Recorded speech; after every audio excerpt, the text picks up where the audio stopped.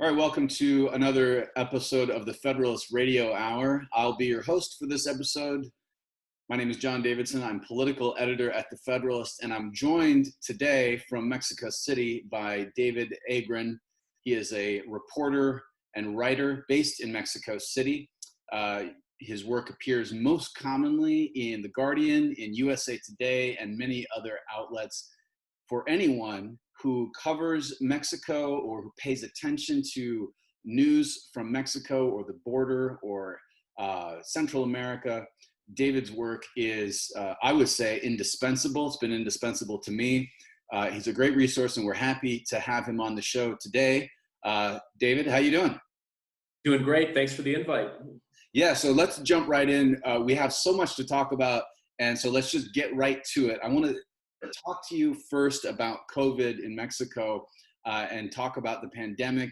The background here for our viewers that don't know is that Mexico came into this about a month behind the United States. They discovered their first case at the end of February, and the government in Mexico, particularly the president, AMLO, came out with a sort of bizarre approach to the pandemic and to COVID. He said all these outrageous things about how Mexicans couldn't get it and that they would be okay. And he brought out his good luck trinkets and charms that he uses to keep him safe. And then he went off in March, right as the pandemic was getting going in Mexico, on a campaign-style trip through some parts of the country, as is his habit.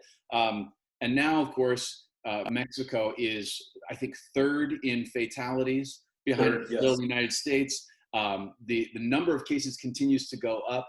The health experts are saying they're not sure if the pandemic has crested in Mexico yet, but they anticipate it will soon. So, David, if you could just give us kind of a download, what is the government doing, and what is the state of the pandemic in Mexico right now? Well, the state of the pandemic is not good, although the government, the president has been saying pretty much since the start that this wouldn't be such a bad thing. It wouldn't hit Mexico too hard. He's said on multiple occasions we've been able to tame, that's his word, the pandemic. They've talked a lot about flattening the curve of course being the rate of growth of the contagion rate. Obviously, it's not gone as planned, and it's somewhat like the U.S. It's fallen a bit into the realm of politics, and part of it too is that they've just chosen a really unusual response to this pandemic. Most parts of the world, what they've done at a minimum is they've tested.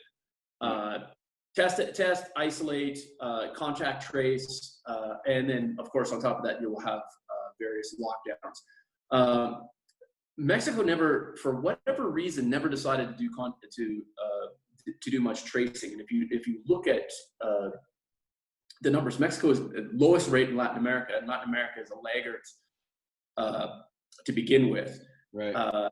So, we're talking about, one of the ways you could tell that Mexico has a low rate is that the number of positive tests that come up, more than half the tests are positive. So that's a sign that you have, that's just a sign that you're not doing very much testing. Because you're only testing sort of sick people, right? People in the hospital. That's right. You're not doing widespread testing. Yeah. And that's what doctors tell me is that in order to do a test, at least in a public hospital, you have to have somebody with just all the symptoms possible. So you're basically only testing the very sick people, and of course the rates are quite high. So Mexico has passed 50,000 fatalities. That just happened last night, and the rate of fatalities also. The other thing with the fatalities, we just don't know. If that's an accurate number. I don't think anyone in the world knows if they have an accurate number, but with Mexico at least, some very good research being done on the undercounting, has shown, or what we call it, sort of the excess mortality. Right. At least in Mexico City here, they've come up with, I believe it was more than double the normal number of deaths that would happen. Right. So it's you just take the last 4 years, find the average number of deaths over a certain period, and you can sort of just get an estimate of what you should have, and it's the number is twice as high. So here in Mexico City, so that's just in Mexico City. So it's not going well. It's not gone well. And then the other part that's on top of it is the what's really interesting about the president and his response is that in the U.S. everybody's getting checks, or at least a lot of people were able to get checks. There's really been, and there's also been funds for businesses. That's not happened in Mexico. One thing about López Obrador is he uses the word conservative as an epithet for his opponents, but when it comes to economic matters, he believes very strongly in austerity and has not spent, he spent less than 1% of GDP on the pandemic response, and the most that people are getting is some very small businesses in the informal economy are getting,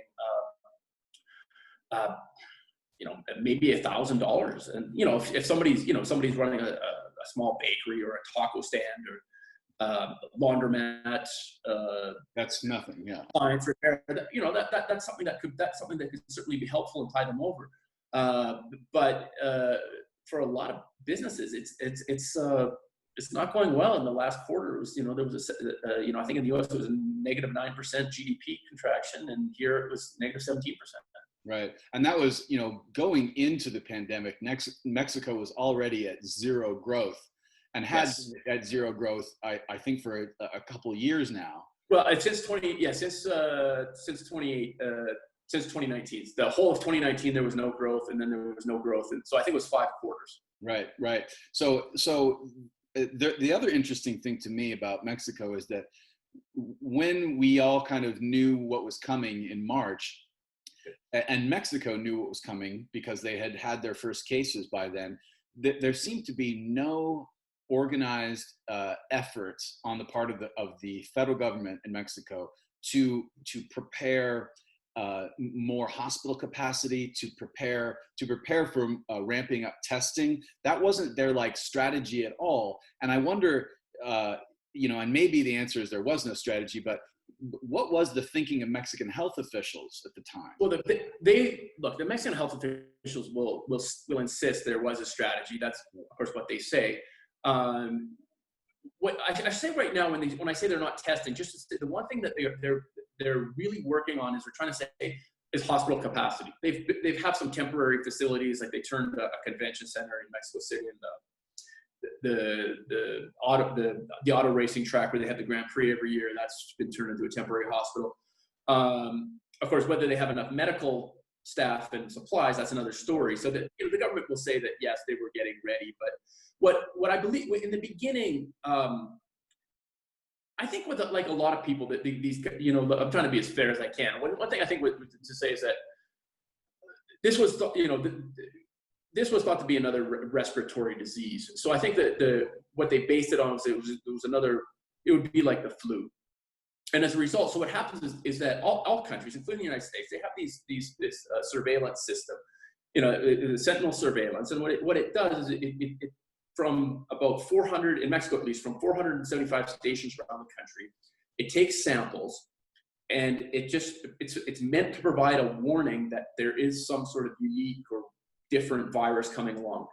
And so because the flu is something that we go through every year, and we don't as a rule do a ton of testing for it, I think the Mexican health officials just took this same approach when it came to COVID-19. They would just or with the coronavirus, they would simply just base it on the samples that come in from these stations on the throughout the country, and that would be their approach. Now, the criticism that's coming in is that they're not changing their approach as we learn more about this virus. And the one thing to say about testing is that President Trump is right when he says that you test more, you're going to find more cases, and that's simply the case. That's what's happening in Mexico. You're not testing, you're not finding cases. Right. And I think what some of the things that have happened though in Mexico that and these sort of speak to the dynamics of or just the way Mexico is to a degree is the president in the beginning, López Obrador. he came in with an agenda to what he calls it a transformation, and everybody comes in with their own political marketing, but he has this idea of that he's going to usher in the country's fourth transformation, which means that his government will be on par with the independence, revolution, the reform laws of Benito Juarez, and epochal change. Yeah.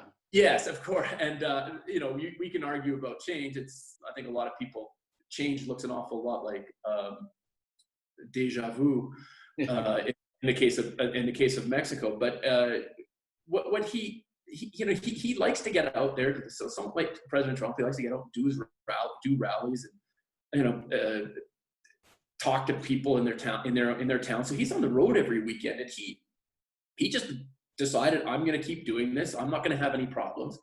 But the whole time, he just kept talking down the virus's possible lethality, and he would say things like, or when his coronavirus czar said, when people asked him, they said, "What are you doing for protection?" And he just said, "Well, the president, you're not wearing a mask. You're not doing any of these basic things." And he said, "Well, the president's force is is a moral force, not a force of contagion." That was the quote.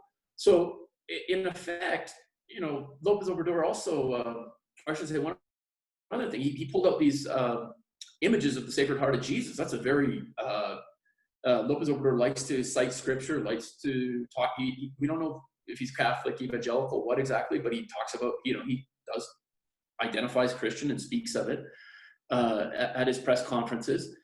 And he pulled out these prayer cards and he held them up and he said, these are my bodyguards. And he said this short prayer, which was, stop enemy, the Sacred Heart of Jesus protects me. And I think that's something that's really quite canny on his part, because what he's doing is he's talking to people in sort of the popular classes, the poor, people who have long been marginalized and excluded in this country, but who have a really deep faith, whether that be in faith and real strong devotion to Our Lady of Guadalupe, La Virgen, or Saint Jude Thaddeus, of patron saint of impossible causes, growing Marte. So it's sort of like he's, I feel like what Lopez Obrador is doing is sort of, trying to identify with the people out in the rural areas, or out in the outskirts of Mexico City, the vast, sprawling, rough areas that are working class and made full of people that work in the informal economy. Right. Trying to identify with them, but he's not, and he started a couple more social programs, so there's a little bit of money getting out there, but not very much. But he's basically said to these people, "You're on your own." In so many words, he said that. But he's also identified with them through popular religion, and he's also, one thing that's really surprisingly, and this is the pandemic response, it feels like, is he's talked a lot about families. Families look after each other. That's an old Mexican tactic or a response to whenever there's a peso crisis or earthquake or some sort of calamity, is that families look after each other. I think, unfortunately, what I keep being told now is that by people, especially priests who work out in these towns, is that families themselves are suffering because there's no money, there's no work, and there's a lot of family violence because of because people are sheltering in place. Right. Now, I want to talk about an aspect of AMLO's response and his government's response to this that's related to what you're describing. There's his sort of popular response and his way of speaking to the Mexican working class and ordinary Mexicans. But there's a political calculation to it as well, and for that we need a little bit of historical context and background. And I want to set that up and get your opinion on this. In 2009, I believe, it was the SARS virus, correct? H1N1. H1N1. The swine flu. And this was under the administration of President Felipe Calderon, who was a conservative and also Lopez Obrador's like arch nemesis. Even to this day, like Lopez Obrador is like, it seems much of what he does and says is to distinguish himself from Calderon and the conservatives. And Calderon's administration responded to H1N1 by austerity measures, by quarantines, lockdowns, sort of almost like the standard response to an infectious disease. And that caused some economic hardship. It caused some economic pain, as you would expect it would, and as COVID has in the United States and all over the world. And Lopez Obrador was very critical of Calderon at the time over that, and he seems in his response, and this is sort of, I'm just spitballing here, and you can correct me if you disagree, but it seems that a lot of his response now is that he is going to respond to COVID in the opposite way that Calderon responded to H1N1. He's not going to do lockdowns. The poor and working class people in Mexico cannot afford lockdowns or a shutdown of the economy, especially the informal street economy. And he does not want to be identified with policies that he views as conservative and as the opposite of what he ran on and what he has been sort of selling politically in Mexico, not just as president, but his entire political career. Is there anything to that? Yeah, I think there's a lot to be said for that. Look, when H1N1 came along, it was in spring of 2009. It was found to have originated in the state of Veracruz, and when Felipe Calderon eventually. The response I get from people is that the government probably didn't act as fast as it could, but then when it did act, it acted very, very quickly and decisively. And there was a 5-day lockdown ordered in Mexico City. And one thing Lopez Obrador really at the time was very at odds with Calderon. Lopez Obrador lost a disputed election in 2006, very close, less than a percentage point, and he accused.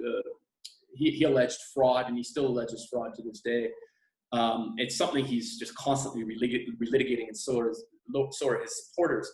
And his supporters also feel Calderon made a mistake by, sending the military to go after the organized crime, the drug cartels, which is one of his first acts upon taking precedence. And of course, the murder rate took off, and it continues to keep going. So one of the things you'll hear them say is that was Calderon's war.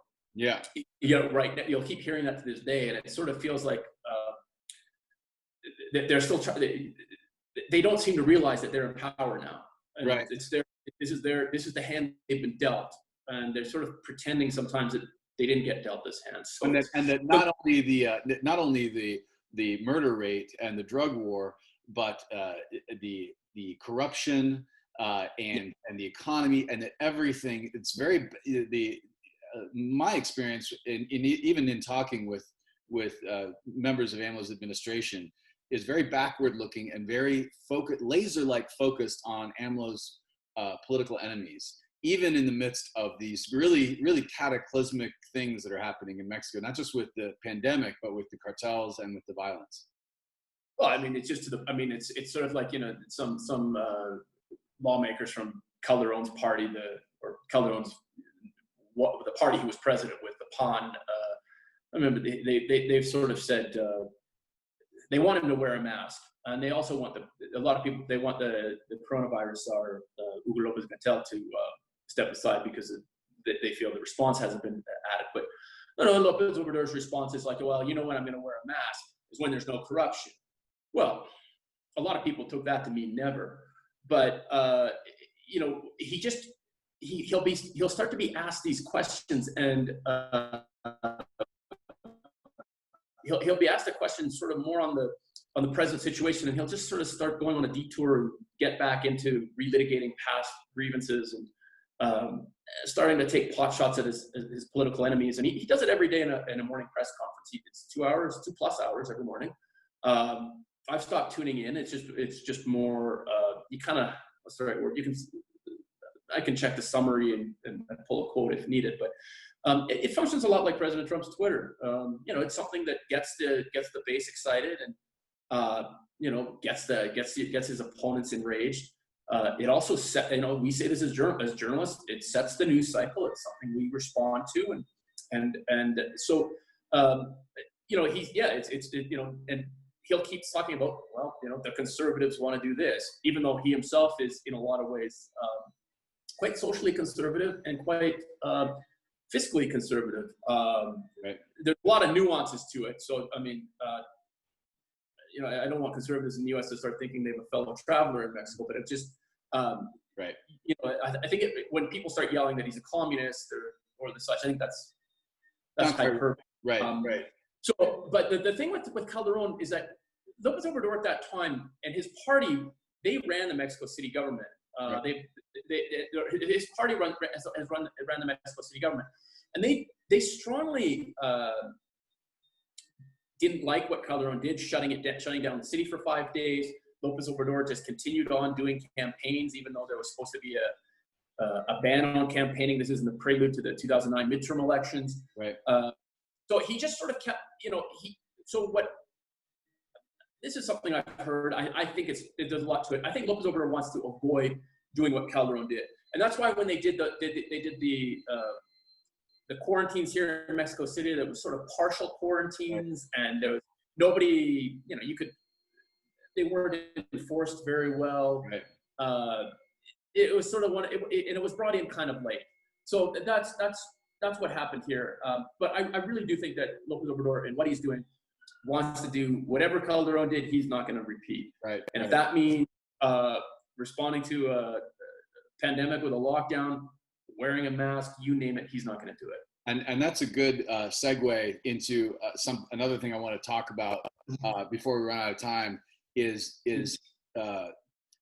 not just AMLO's response to the problem of the cartels and the drug war, but the evolution of the cartels and the drug war over the past several years, over the past decade or so. And we've seen just in the past year, these really high profile cartel actions and battles. We had the Battle of Culiacan in October, where a bunch of Sinaloa cartel gunmen overpowered National Guardsmen and sort of forced them to surrender.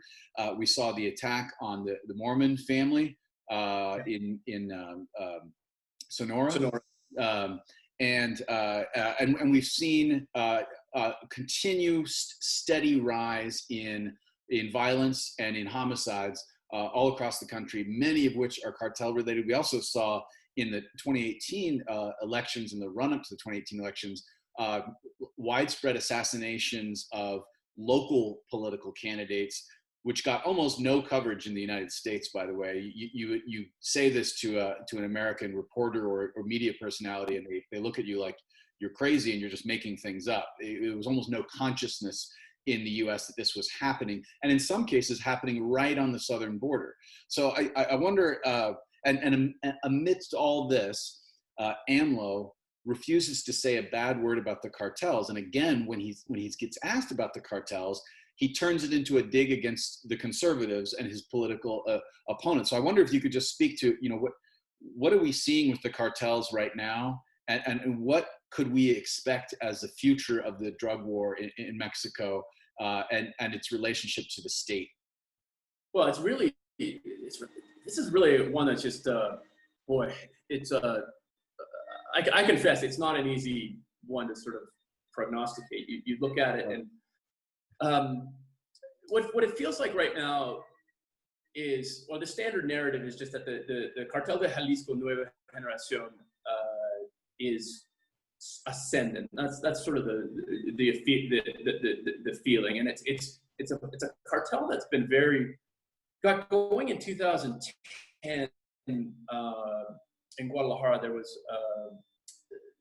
the name escapes me. There was a senior cartel figure who was killed in Guadalajara. At that point, they broke off, and so the thing they've been doing is they've been doing a lot of methamphetamines. That's been a big part of their trade, and that's part of the reason why there's just been so much. They focus so heavily on the Port of Manzanillo. and that part of Mexico has become very conflicted. The standard narrative is that they're on the ascent, and that they're also willing to at times challenge the state when it's what's the right word? They will do, in Guadalajara, for example, they've had a lot of what they call narco bloqueos, which is where they just basically hijack a bunch of buses and vehicles and block and burn them and block the streets and cause chaos so that soldiers can't move and capture one of their senior officials. They also were, there was a 2015 ambush, I believe it was 2015 ambush on police going back from Puerto Vallarta. There was shot down a government helicopter. They, just recently here in Mexico City, they just did a massive assassination attempt on the police chief in one of the wealthiest neighborhoods of the city, right, in the early hours, and somehow the guy survived. It was struck, but somehow survived, and they had very high caliber weapons. So so they're launching military grade attacks, not just on fellow cartel rivals. That's right. They're launching these attacks against the government at the federal government and state government. Yeah, they are challenged. Now the question is, how many people do they have, and compare that to the size of the Mexican military? I mean, that's so to say that they're challenging the state is they're being audacious, and they're doing what they're striking. They're inflicting some incredible media. What they say in Spanish, mediático. They're very stunning, right? And for their audacity, what they're pulling off. Now, what I'm being told though is that they're also having a lot of hard time taking over smaller cartels in other parts of the country, such as, for example, the state of Michoacan. So I'm not really sure if they're really 100% ascendant. You also have a lot of the trade in recent years has gone into something called huachicol, which is gasoline that's been siphoned from Pemex pipelines and then it gets fenced off. And these cartels have become very, very lethal. And one in the state of Guanajuato called the Santa Rosa de Lima cartel had been at odds with the Cartel de Jalisco, and its leader, El Maro, was just recently taken down. So I guess what to say, where to start, a couple things. There's this kingpin strategy in Mexico where they go after the cartel head, and it really hasn't worked. You get rid of a leader, another leader comes along, but also what happens is underneath there's a lot of fighting among the underlings, and then there's these power struggles. Also, they stop in these moments. They stop running as many drugs. Drug running requires a lot of bribes to be paid and such, and there's this disarray that gets caused, so they have to start getting money somehow. So they start kidnapping, they start robbing vehicles, they start getting into extortion, they get into all sorts of other freelancing. They start freelancing a lot to sort of make up for the lost revenue. So it looks like the kingpin strategy is still going. With the Lopez Obrador, one thing that he's talked about hugs, not bullets. Again, this is Lopez Obrador taking a long-term approach to a short-term problem. Same thing. He's proposed similar things when it came to migration. We're going to develop Central America. Well, that's a 30-year plan, right? So he wants to try and talk. He keeps talking about this. He wants to avoid the Calderon type direct response. Right. One thing they are doing, and it looks like they're doing, is they're starting to go after people's money.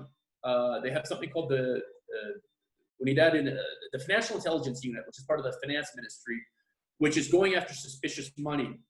And it looks like that's a lot more active than it has been in other years. So if they're going after the cartel's money, and that's one of the reasons why it's believed that the Cartel Jalisco started to get rather has started lashing out. Right. Is that some of its money's been attacked? So in that sense, it sounds like a very sound strategy. Now Lopez Obrador is not really talking about how to say this. He's never said really a bad word about narcos. He went in, he hugged El Chapo, he was going through the Sierra of Sinaloa and he hugged El Chapo's mother. And he actually intervened to try to get her a U.S. visa to go visit her son. And I believe he's locked up in Colorado. Yeah. He recently met, the other day, he was in Culiacan, Sinaloa, and met posed for a photo with El Commander, a guy that sings narco corridos, these songs that glorify drug dealers. So what I truly believe that Lopez Obrador, what he's trying to do is he's making a play for these towns that have long been on the fringes of society, really have been really neglected by the states, places where the drug industry is the only industry, this is the source of employment. These people grow opium poppies or marijuana, or they used to, but those two crops have gone down. I think he's trying to make a play for these places, but at the same time, he's very cleverly used a language to sort of say, well, if these are the worst people of society, no, they're actually not the worst people of society. The worst people of society are the rotten political class who have been stealing your tax money. Right. Living, but of course, rich lifestyles. So I think there's a combination of things going on there.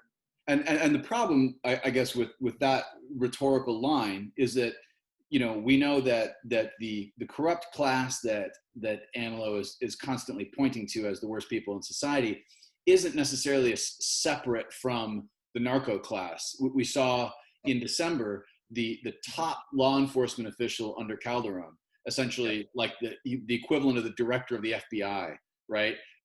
In December was arrested for taking millions of dollars of bribes. Arrested in the U.S. It was arrested in the United States for basically being under the pay of the Sinaloa cartel for years. This was the guy whose job was to go after the cartels. So now it turns out that, and he was working for Calderon, who was the president who started the drug war. So if the president who started the drug war and initiated the kingpin strategy, if his top law enforcement official, it turns out, was in the pay of the most powerful cartel in Mexico the entire time that Calderon was president, what does that say about the level of corruption and the intermingling of the cartels and the political class in Mexico? When you denounce the political class, you are also implicating them, and you're implicating the cartels in one another's business there. So I think that eventually is going to be a line that will ring hollow for AMLO. On the local level, I think certainly more on the local level, you have that. Obviously, Genaro Garcia Luna, the arrested official, that confirms a long suspicion that he was favoring the Sinaloa cartel, and there were analyses done at the time showing that just how much more action was being taken against other cartels like Los Zetas compared to the Sinaloa cartel run by El Chapo. The one thing, and I remember going to Guerrero State last year, and I was talking to the bishop there in the state capital, Chilpancingo, and this is a guy that's gone out into all these small towns that are known for producing heroin, and he's gotten to know the leaders there, and he acts as an intermediary because the cartel world is so fragmented that there's at least a dozen local small cartels there, and just talking with him, and he's just sort of like, everybody's got some connection every politician has got some connection to somebody that's up to no good.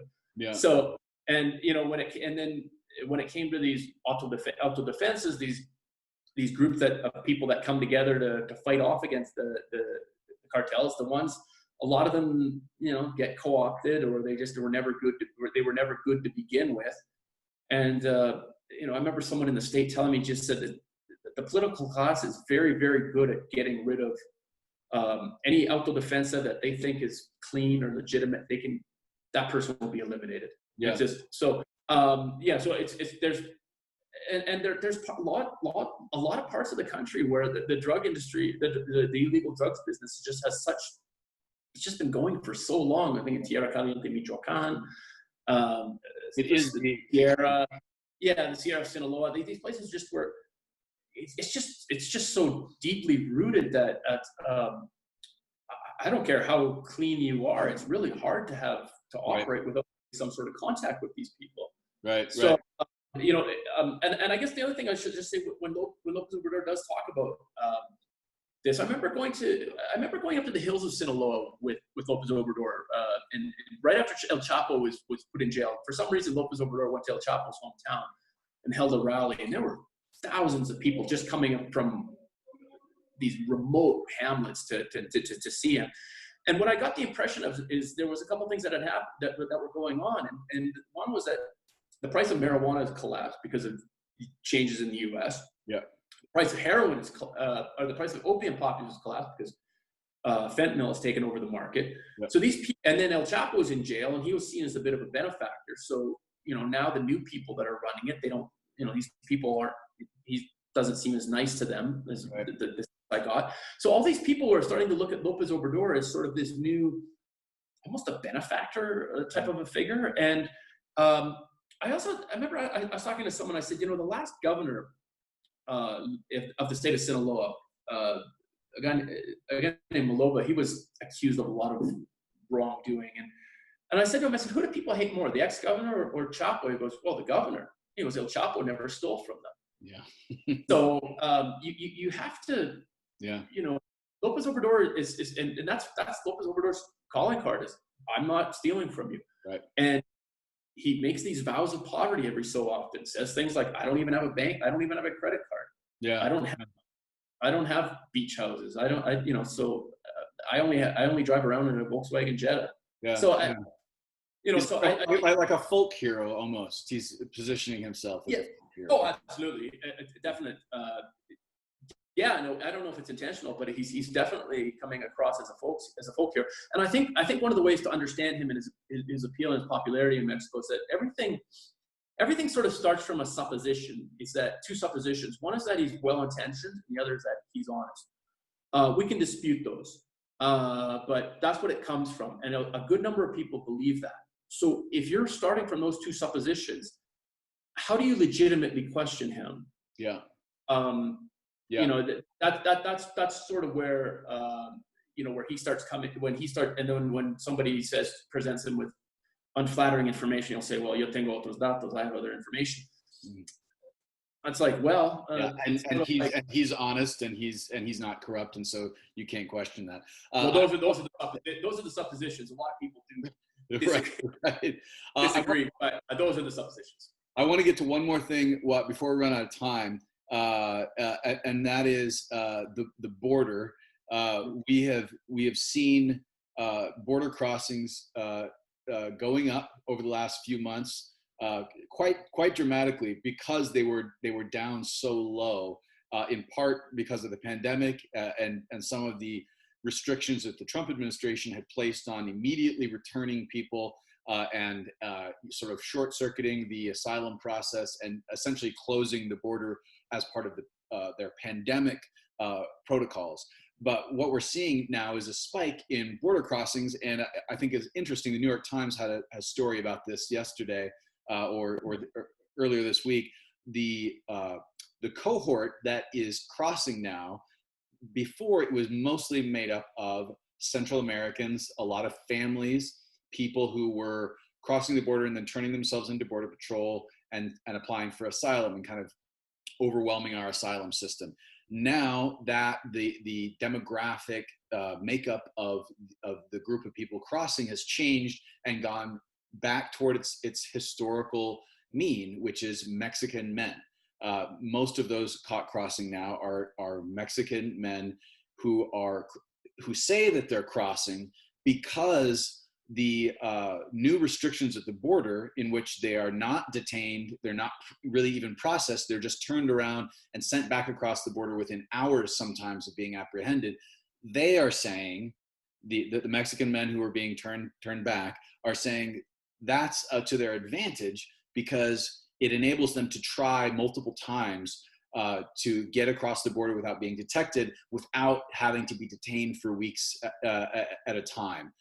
And I just wanted us to touch on this as part of this conversation and see what your thoughts were on how the border is changing in the midst of the pandemic, and if we are about to see us swing back toward a more, like I said, a historical mean of a more familiar dynamic on the border of it being primarily Mexican men crossing for work and not Central American families? The short answer is we don't know, and the big reason is simply because the pandemic has frozen so much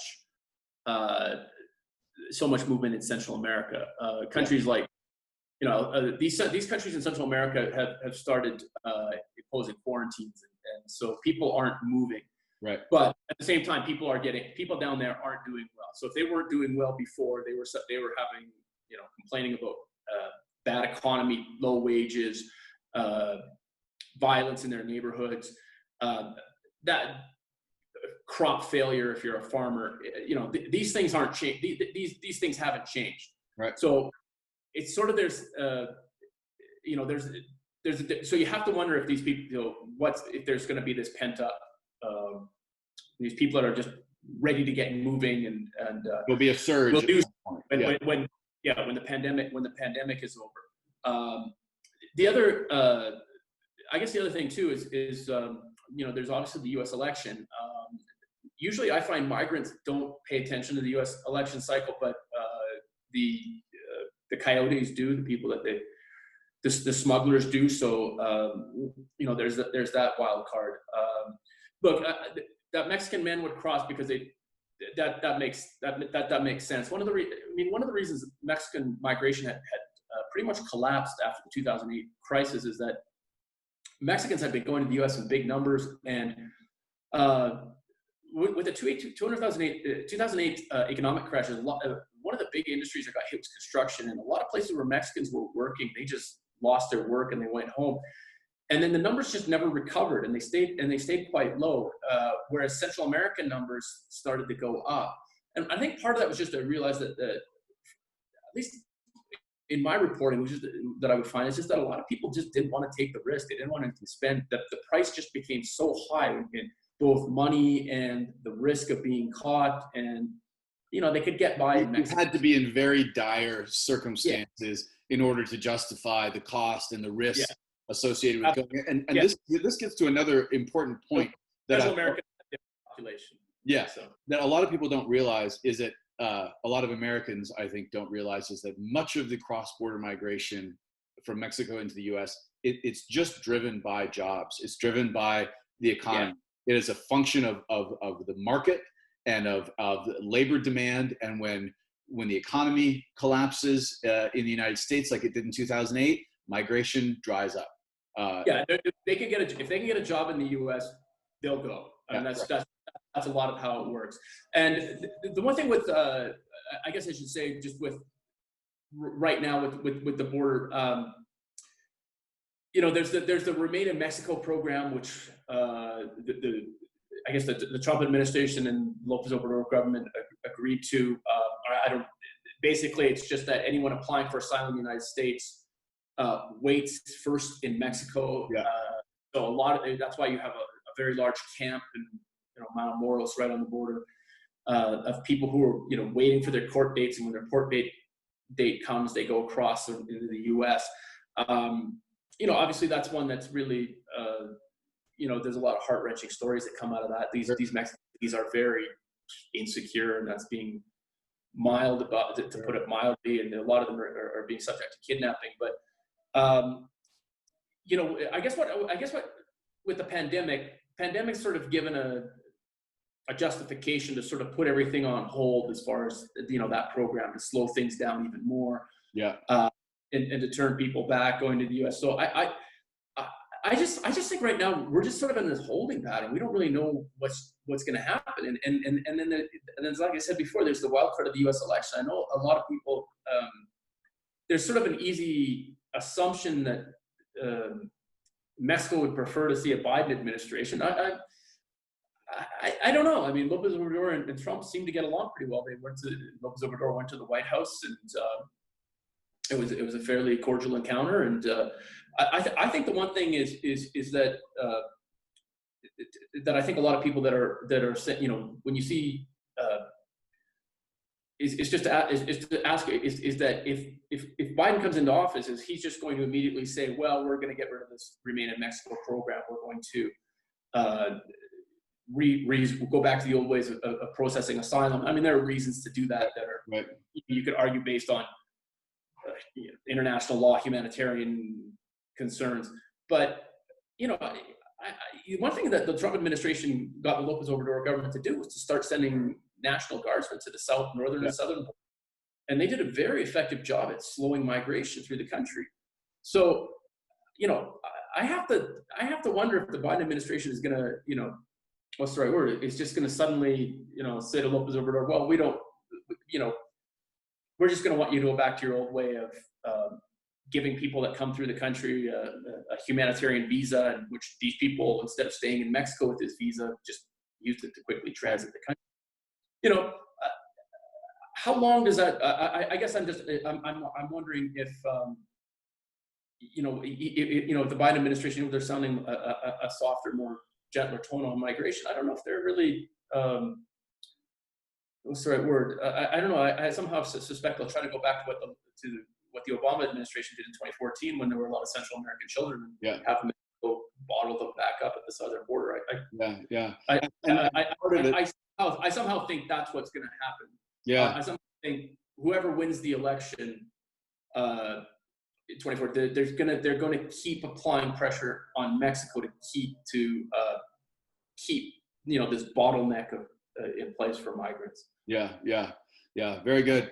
We're going to have to leave it there, David. I appreciate your time. Our guest has been David Agren in Mexico City, freelance journalist. You can read his work in The Guardian, in USA Today. You can follow him on Twitter at El Reportero. That's L with an underscore, Reportero. David, thanks for being with us here on the Federalist Radio Hour. It's been a great conversation. Hope to have you back to talk all things Mexico, Central America, AMLO, cartels, and the border sometime soon, and of course the pandemic. All right. Really enjoyed it. Thanks for the invite. All right, thank you. You've been listening to the Federalist Radio Hour. I'm John Davidson, political editor at the Federalist. And until next time, be lovers of freedom and anxious for the fray.